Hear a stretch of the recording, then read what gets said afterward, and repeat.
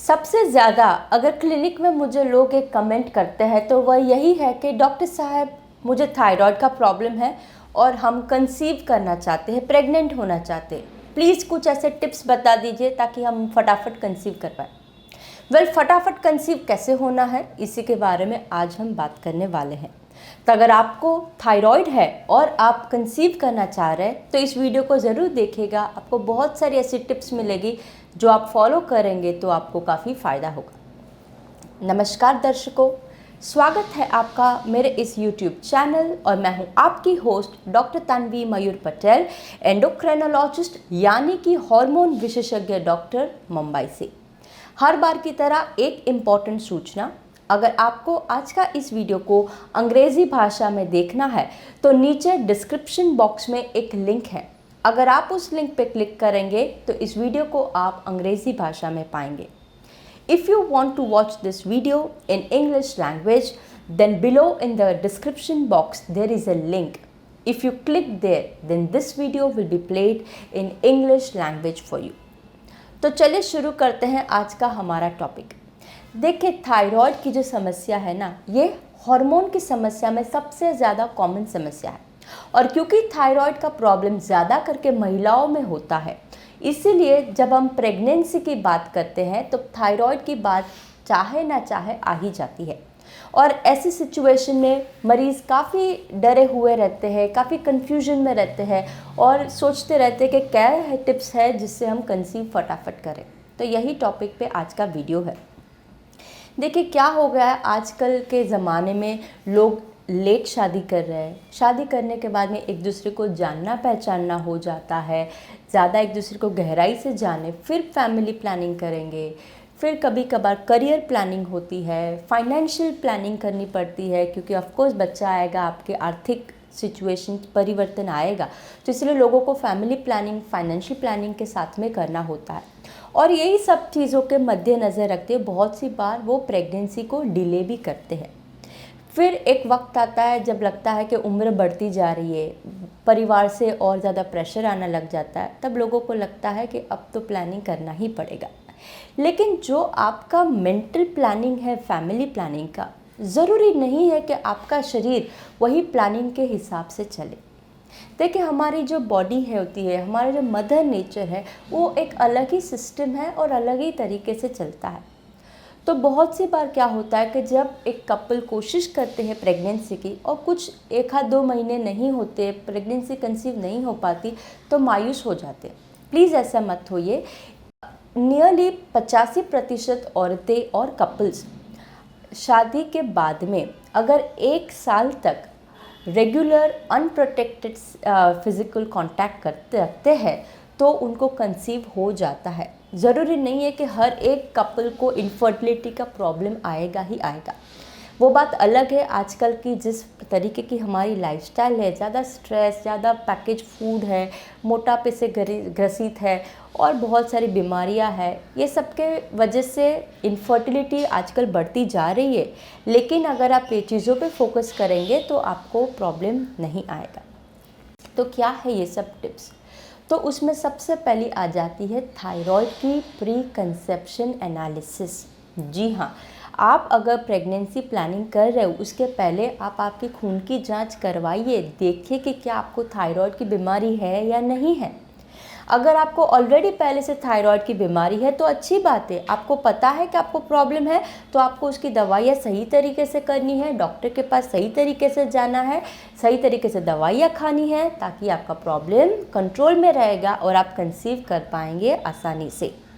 बहुत सी बार क्या होता है, लोगों को पता ही नहीं होता है कि उनको थायराइड का प्रॉब्लम है और उसके वजह से उनको कभी कभार इनफर्टिलिटी होती है और फिर वो इधर उधर भटकते हैं। फिर पता चलता है थायराइड का बीमारी आई है, जैसे उसको ठीक कर लेते अच्छा हो जाता है। यानी अगर आपको थायराइड की बीमारी है तो सबसे पहले आपको मायूस तो होना ही नहीं है, प्रॉब्लम है तो उसका सोल्यूशन भी है।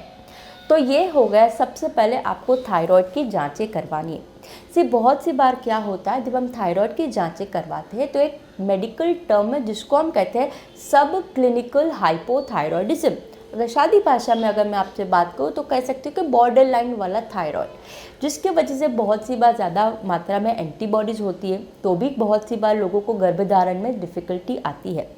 साथ ही साथ अगर आपके परिवार में किसी को थायराइड की प्रॉब्लम है या तो आपको और कोई प्रकार की ऑटो इम्यून वाली बीमारियां है, तो ये ऐसी प्रॉब्लम है तो आपको थायराइड के प्रॉब्लम होने की संभावना बढ़ जाती है। यानी आपको सबसे पहले आपकी थायराइड की खून की जांच करानी है।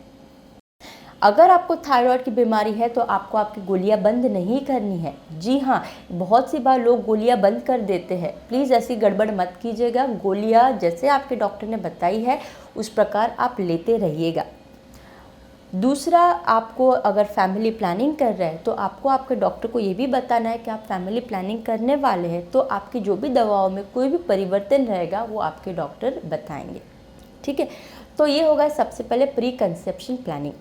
तो ये टेस्टिंग सिर्फ थायराइड की नहीं होती, और भी बहुत सारी टेस्टिंगें होती है, जैसे कि खून की कमी जिसको एनीमिया कहते हैं।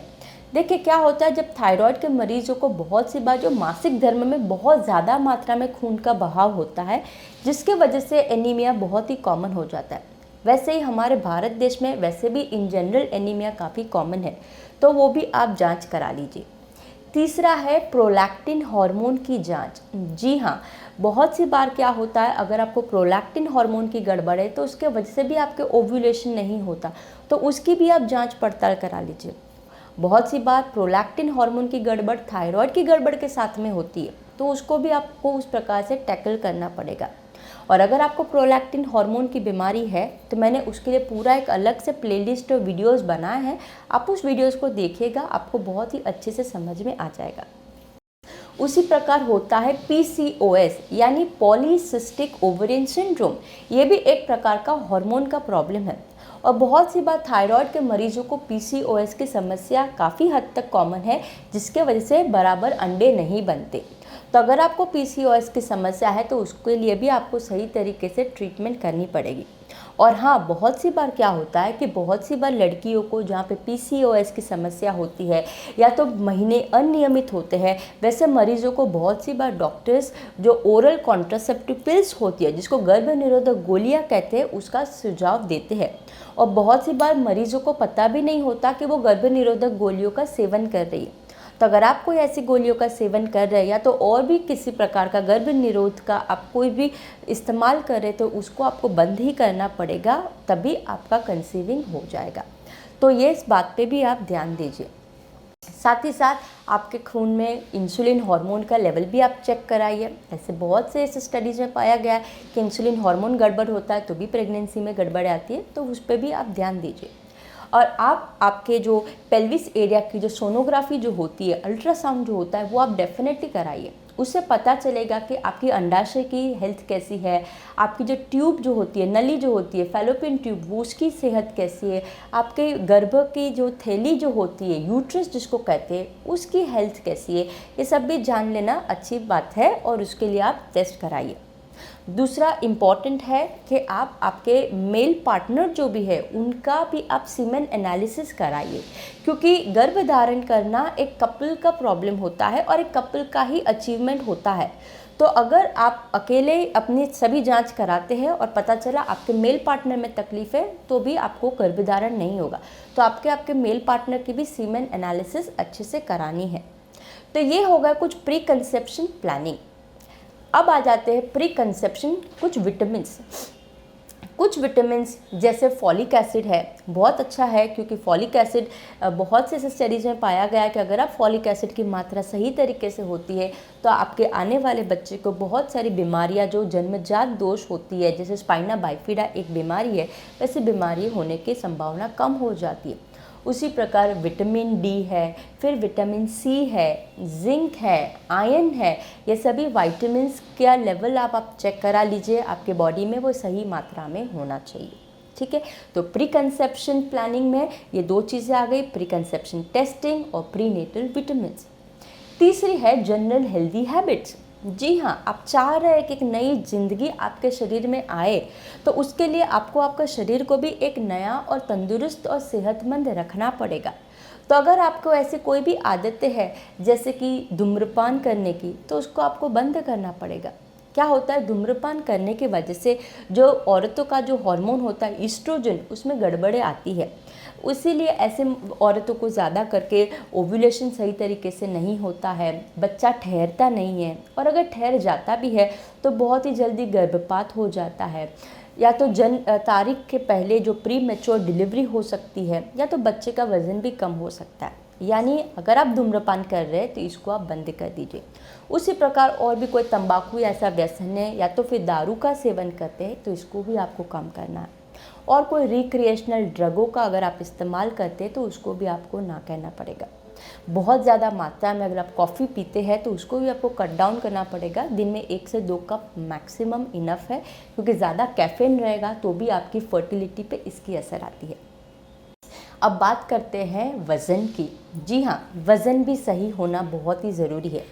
देखिए क्या होता है, थायराइड के मरीजों को वैसे भी थोड़े मोटापे की शिकायत होती है, उनके कोशिश करने के बावजूद उनका वज़न कम नहीं होता। तो अगर आपका ऑलरेडी वज़न ज़्यादा है तो क्या होगा, आपका ओव्यूलेशन सही तरीके से नहीं होगा। साथ ही साथ गर्भावस्था के दौरान 9 महीनों के भीतर भी आपका वज़न बढ़ेगा। तो हो सकता है कि आपको गर्भावस्था के वक्त पे आने वाला जो डायबिटीज़ होता है, जिसको हम जेस्टेशन डायबिटीज़ कहते हैं, वो होने की संभावना बढ़ जाए। ठीक है। दूसरा ये भी प्रॉब्लम आगे आ सकता है कि डिलीवरी के बाद में आपको जो भी वज़न गेन किया है वो आपको कम करना और डिफ़िकल्ट हो जाए। तो इसीलिए हेल्दी वेट रखना बहुत ही ज़रूरी है। इसके लिए आपका वज़न जो है उसको हेल्दी BMI यानी बॉडी मास इंडेक्स में रखिए, जो आपकी हाइट के हिसाब से वेरी होता है। 25 से 27 का BMI हेल्दी माना जाता है। तो ये हो गया वेट मैनेजमेंट। तीसरी बात है एक्सरसाइज। जी हाँ, यानी कि फिज़िकल एक्टिविटी और व्यायाम बहुत ही ज़रूरी है। हफ्ते में 5 दिन आप 45 से 60 मिनट एक मॉडरेट एक्सरसाइज, जैसे चलना फिरना हो गया, स्विमिंग हो गया, दौड़ना है, जॉगिंग है, ऐसी एक्सरसाइज करेंगे तो उसके वजह से आपके शरीर में जो हार्मोन्स है वो सही तरीके से कार्य करेंगे, आपका ओव्यूलेशन सही तरीके से होगा। और ख़ास करके अगर आपको थायराइड के साथ में PCOS की बीमारी है तो आपको फिज़िकल एक्टिविटी पे बहुत ही अच्छा ध्यान देना है। लेकिन जी हाँ, एक बात ध्यान रखें, बहुत ज़्यादा एक्सरसाइज भी मत कीजिए। एथलेटिक की जैसे आप बहुत ज़्यादा एक्सरसाइज करेंगे तो हो सकता है आपका ओव्यूलेशन भी कम हो जाए, तो इस बात पे भी आप ध्यान दीजिए। फिर बात करते हैं स्ट्रेस यानी मानसिक तनाव। जी हाँ, तनाव से आप जितना हो सके उतना कम कीजिए। बहुत सी बार मरीज़ को ये तनाव होता है कि हम प्रेगनेंसी प्लान कर रहे हैं, ठहर क्यों नहीं रही है, इसी बात को वो तनाव बनाते रहते हैं। क्या होता है, जितना आप तनाव में रहेंगे आपके शरीर में स्ट्रेस हार्मोन से प्रोलैक्टिन हार्मोन है, इसकी गड़बड़े हो जाएगी और जो आपको कंसीविंग और डिफ़िकल्टी कर देगी। तो मानसिक तनाव से बचे, जितनी हो सके आप आपकी जो नींद है उसको नाइट टाइम की रेगुलराइज स्लीप रखिए, क्योंकि रातों की नींद आपके शरीर के बहुत सारे हार्मोन्स को सही बैलेंस में रखती है।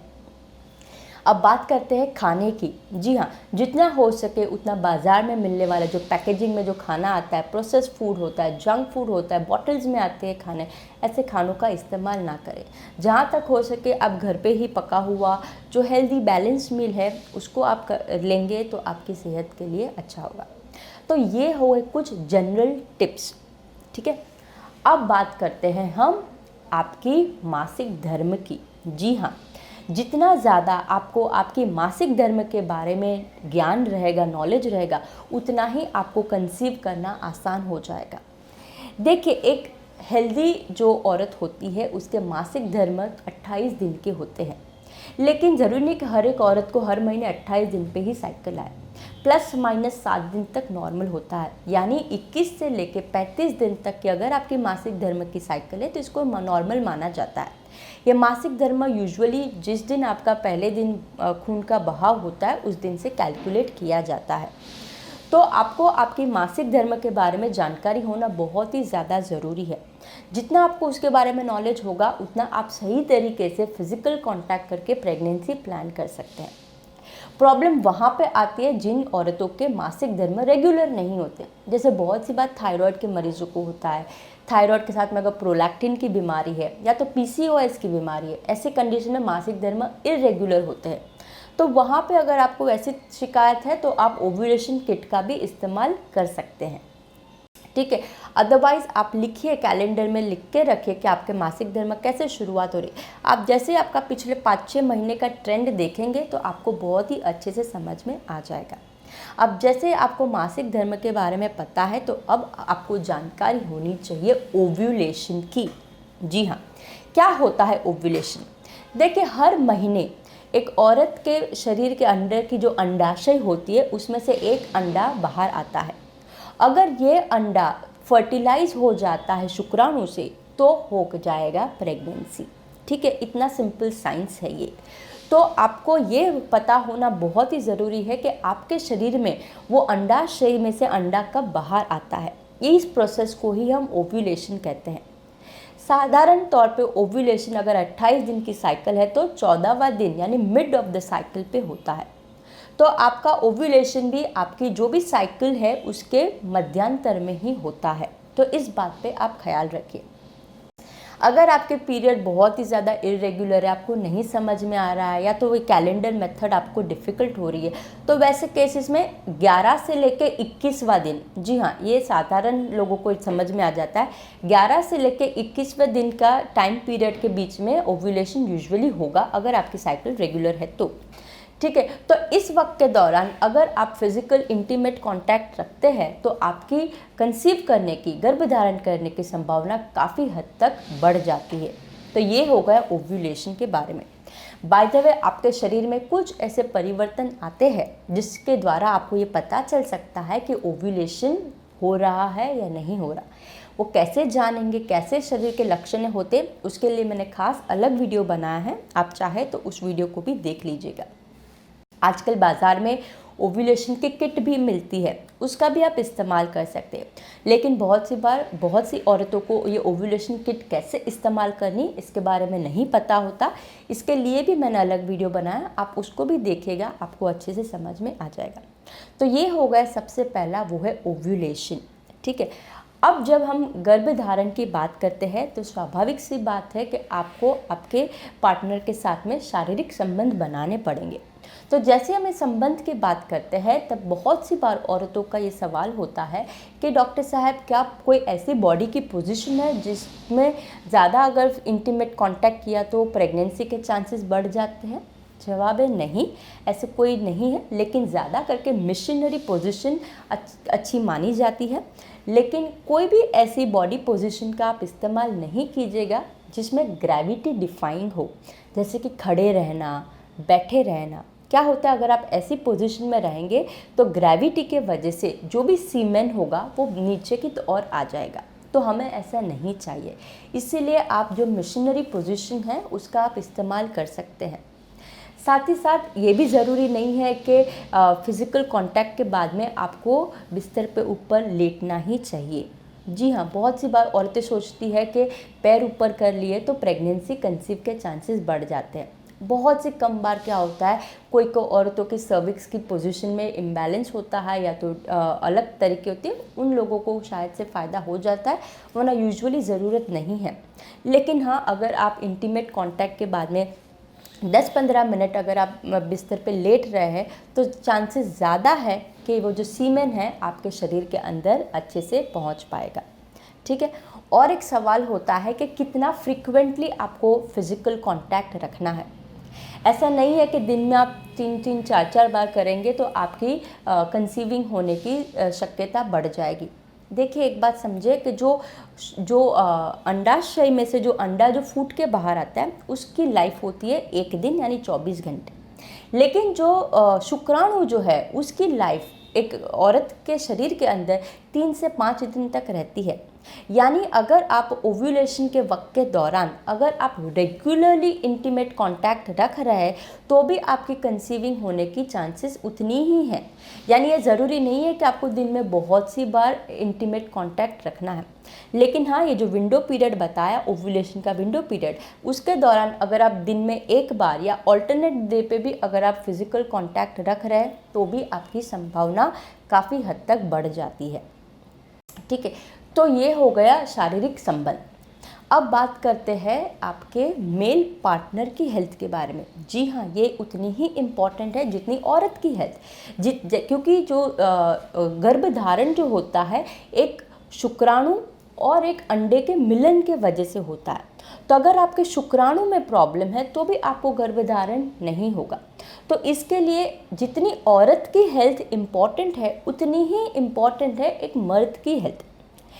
देखिए, थायराइड की जो समस्या होती है मर्दों में भी काफ़ी हद तक कॉमन है, और इसीलिए अगर आपके पार्टनर को ये हेल्थ प्रॉब्लम है तो मेक श्योर कि उनका थायराइड भी अच्छी सही तरीके से कंट्रोल में हो।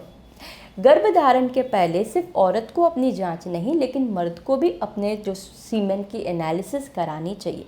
सीमेन एनालिसिस के द्वारा हम ये जानते हैं कि आपके शरीर में शुक्राणु कितने हैं, शुक्राणु की मोटिलिटी कैसी है, और शुक्राणु में और कोई प्रॉब्लम्स है या नहीं है।